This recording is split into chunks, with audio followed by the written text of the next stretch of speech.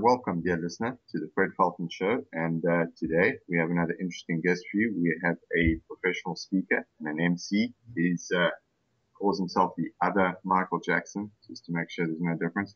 But he'll tell you all about himself. And so without further ado, Michael Jackson, welcome to the show. Fred, nice to be with you. Nice to have all your listeners dialed into this as well. So it's a real pleasure. Thanks so much. Okay, so tell us first, where were you born? I was born in the UK originally. Well, I guess everyone was born originally, but I was born in the UK, spent most of my working life in the UK until 20 years ago when I shipped out to South Africa, came out with a large international advertising agency as the country was kind of opening up into democracy, and lived here ever since. I came out on a 2-year contract, really. Tore up the return ticket, never went back. South Africa's home, and I think I've lived here longer than I've lived anywhere else in the world. I love it. Great to hear. Okay, so tell us, how did you end up in the speaking business? It's a funny thing because the professional speaking world is a bit of an unusual world for anyone to be in, I guess. We think there's about 30,000 speakers around the world who earn their living as I do full time from professional speaking. But my background was always marketing, strategy, those kinds of things. And I was always, I guess, the presenter at the agency of the strategic documents that we'd written. And one thing led to another, and I kept getting clients at the agency saying to me, wow, we loved your presentation. I seem to have a natural affinity to it. So we loved your presentation. Would you do that again for some customers or a marketing group? And one thing led to another and another, and then professional speaker agents started calling me. And I realized you can actually have quite an interesting life by being a professional speaker.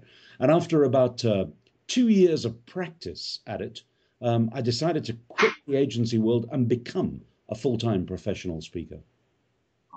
Okay. And tell us, because you do a bit of both of these, what is the difference between an MC and a keynote speaker, and what makes them stand out? You know, there's a massive difference between the two, and a lot of speakers believe that they can be an MC. As you've mentioned, I've been privileged enough to do the both of them. I think that a master of ceremonies, first and foremost, is really the glue for an event. Binding the event together, not shining like a superstar and not being enough to be noticed that, you know, you stand out above head and shoulders above everybody else on the agenda, but rather you're the glue that binds the agenda of an event together, keeps it linked, keeps it running on time, introduces people, gets them on and off stage at the appropriate moment, so that the audience almost see a swan with the little legs going like hell beneath the surface, pounding away. And that's what an MC does. A keynote speaker or professional speaker, on the other hand, really comes in from the aspect of, you know, you're on stage for 45 minutes or 60 minutes, which is the average length of a keynote speech.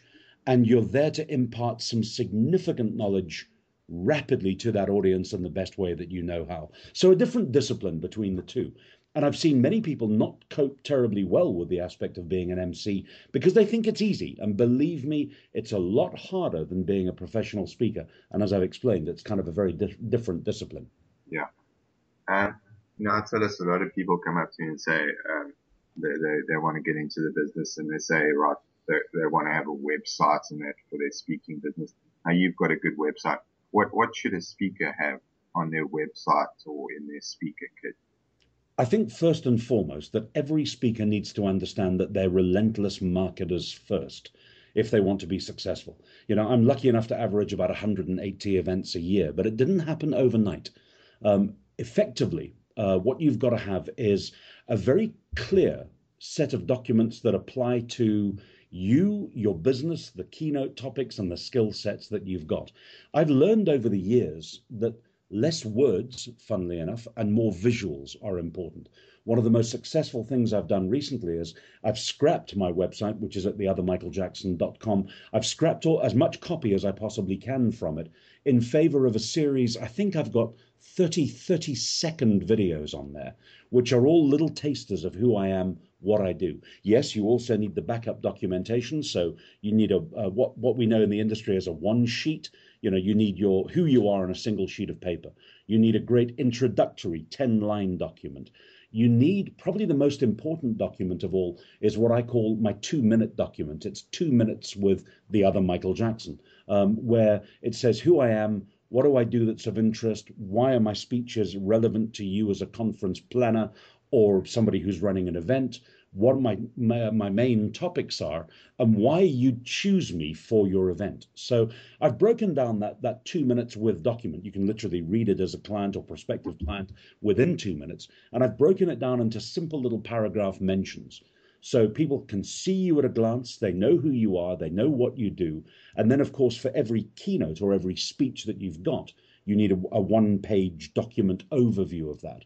Now, I talk on the subjects of change, I talk on business trends, I talk on technology, futurism. So every talk that I've got, it's titled, every talk that I do is titled a bit like a movie title would be, but a one-pager that literally explains everything that you're going to get within that talk, so that the conference organizer, who could be a client, could be a conference planner, a professional conference organizer, they have the confidence when they're looking at your marketing materials. Yeah.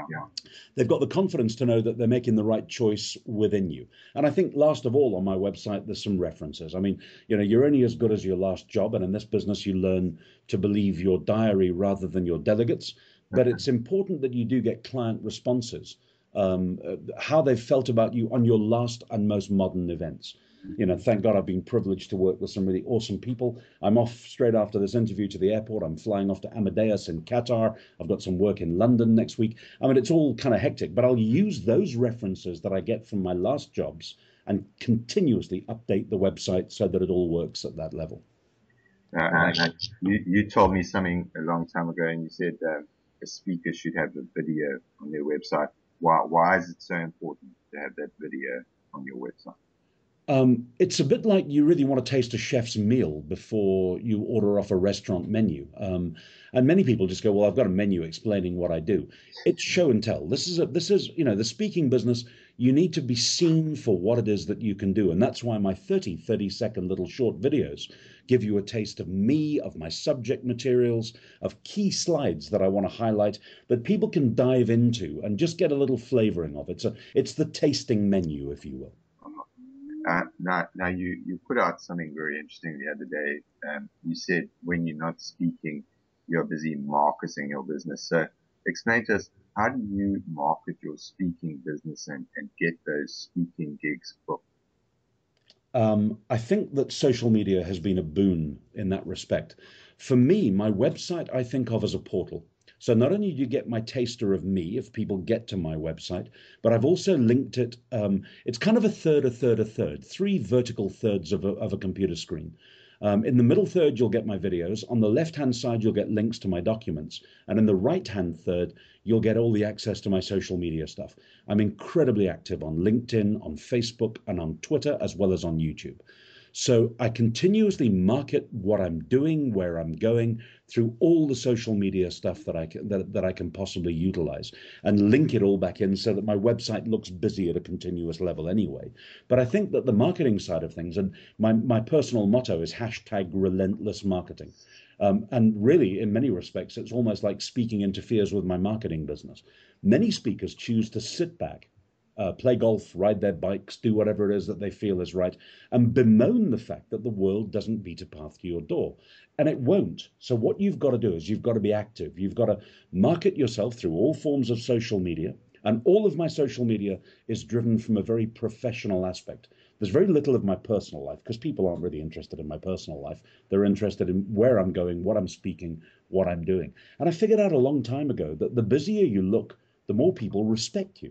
So that, it's amazing that my social media is driven at a factor that says, you look at it and you go, wow, you're bloody busy, which means by default, the reader of those messages is going, well, you're busy, so therefore you must be good. And being busy or looking busy helps you enormously. It also shows your commitment to the industry. So I write pieces on LinkedIn. I'm writing a book at the moment on building a better conference. Now, the way I'm writing the book is the cheap way. I'm doing 25 articles of 1,000 words each on all aspects of running a conference. The minute those are done, I'm working with a company in the UK called Rick Smith Publishing. And Rick Smith, who comes out to South Africa quite regularly and runs one-day boot camps for people who want to write books, He'll take those 25,000 words, edit it, package it, and we'll roll out a book called Build a Better Conference. I did one recently exactly the same way on presentation skills, and we called it Presentation Skills Masterclass. So I've got a book out now currently on Amazon.com and .co.uk.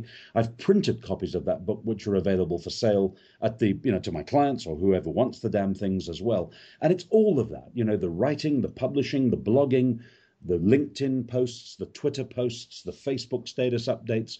I probably spend 2.5 to 3 hours a day on my marketing. And that's all for brand awareness. The other aspect is I will go and speak at showcases, even though I'm incredibly busy. And I'm expecting probably from every gig I get to get at least one further booking if I'm good enough. I never sell from the stage. That's a mistake that speakers often make. But literally, when people look at you and go, wow, I can see him doing this for me. And even if it's just a client company that's booked me, often they'll have suppliers who attend their company conference. So it's not necessarily an audience of individual business people, even if it's just all from one company.